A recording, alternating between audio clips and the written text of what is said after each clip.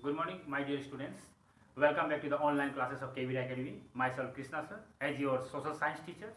Today I am going to discuss about class 8, lesson 3, subject civics. Topic is parliamentary form of governments. Here are two questions, two bold letters you see in the mind. This is parliamentary form, and second is government. You know parliamentary. Our parliamentary form of government has been taken from the constitution of British. We said the constitutions from the constitution of British. We take the parliamentary form of governments. What is parliamentary form of governments? You see, in India there is a Lok Sabha, Raj Sabha, and President. This Lok Sabha, Raj Sabha, and President, they make a system. This system is known as a parliamentary form of governments.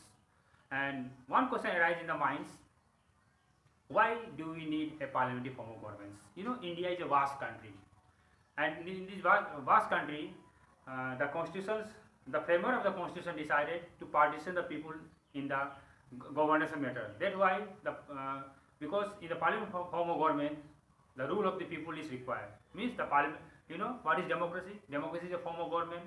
In a form of government, all the peoples by casting their votes and choose their representatives. So, according to Abraham Lincoln, Abraham Lincoln, democracy is a government of the people, for the people, and by the people. This is definition granted by the Abraham Lincoln. A democracy is a form of government of the people, for the people, and by the people. And in the democracy, the partition people is much necessary. Due to this, there is elections from the different constituency and choose one leader that become the master of the whole country and run the smooth functioning of the government. You know, government is a group of people who manage the affair of the state, and it is also agency that fulfills the aims and ambitions of the peoples by giving them privileges of electricity, schooling, and other things. You know, there is a Raj Sabha. There are three components of the union governments of parliament. There is one is Raj Sabha, second is Lok Sabha, and third one is President. These three frame the parliamentary form of government. You know, the Raj Sabha also other name is Upper House also, and is also known as a Council of States. The three names of Raj Sabha also, Upper House also, and Council of States.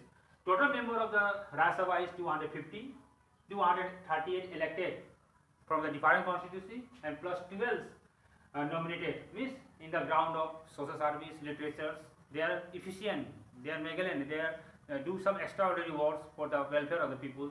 So 12 members were nominated by the Raj Sabha, and every 1/3 of the members were retired every 2 years. Hence, your chairman name is Venkaiah Naidu, the chairman of Raj Sabha. And the Raj Sabha, you see, Raj Sabha is an upper house; it cannot be dissolved. And its members were totally very deserved persons, and they are very nominated also. And the member of this Raj Sabha is very important, because if anyone pass a bill in the Lok Sabha, it goes to Raj Sabha. If Raj Sabha assign it, provide it, it goes for the president, and when the president sign it, the bill become a law.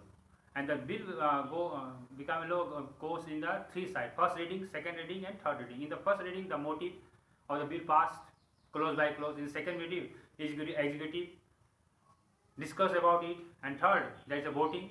If the voting is done, then it goes to the president for assent. When the president sign it, it becomes a law and order act, and will pass to the entire in the parliamentary form. You know, parliament is a legislative making body. It makes the law for the whole Indians and the whole countries also.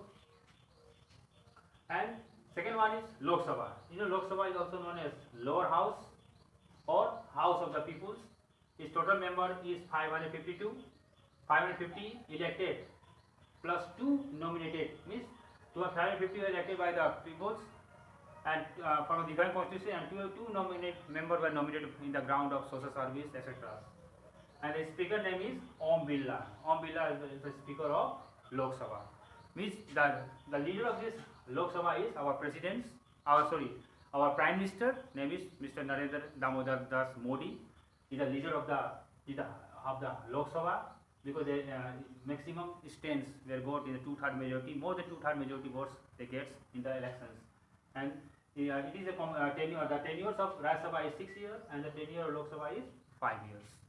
So this is a combination of Lok Sabha, Rajya Sabha, and the president. In the president, if someone, and there are three organs of the government. One is legislative, second is executive, and third one is judiciary. You know, in legislative it makes the law for the whole country, and the executive duty is to implement the law, and third one is judiciary. If anyone violate the law, there can be punishment by the session court, high court, Supreme Court. If Supreme Court give any persons to sentence to death or any crimes offense, the president has the power to pardon.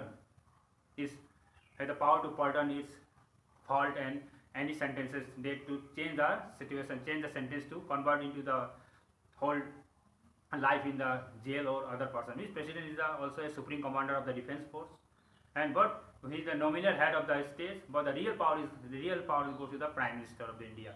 So in India the prime minister has the maximum power than presidents, because prime minister are chosen by the group, by the peoples, and so in the Lok Sabha he was chosen by the whole constitution from MLA, also MLA, and in the Rajya Sabha there is an MP, member of parliament, and these combinations for Lok Sabha, in the Lok Sabha MLA and MP make a constitutions as a one of the living documents of the world.